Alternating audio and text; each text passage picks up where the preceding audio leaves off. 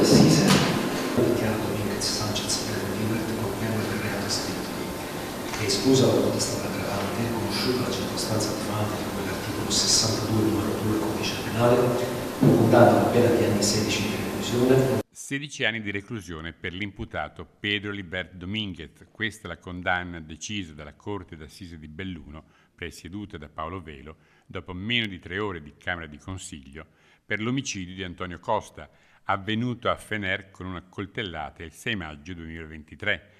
Una condanna a cui si aggiunge l'interdizione dei pubblici uffici e un risarcimento provvisionale di 50.000 euro nei confronti dei familiari della vittima.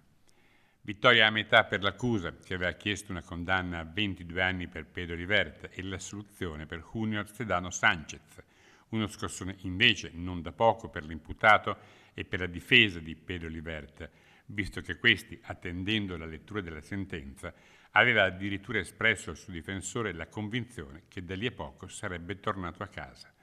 Difensore che oggi era solo Marcello Stellin, dopo la drammatica scomparsa di Paolo Serrangeli, che la Corte d'Assise ha deciso di ricordare con un minuto di silenzio voluto a porte chiuse. Era con me al mio fianco oggi e, insomma, penso che avrebbe sicuramente condiviso da un lato il dispiacere. Ed è così che Stellin ci racconta lo stato d'animo di Pedro Libert.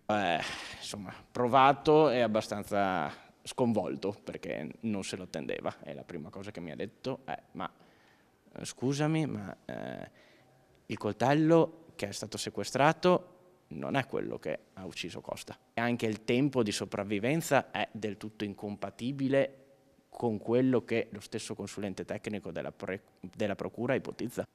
Chiaramente si tratta di una sentenza che dovrà essere analizzata e sicuramente sarà appellata, perché è un errore. L'appello significa un'attesa di almeno un altro anno, anno e mezzo, ma fino a sentenza definitiva per Pedro Libert va applicata la presunzione di innocenza.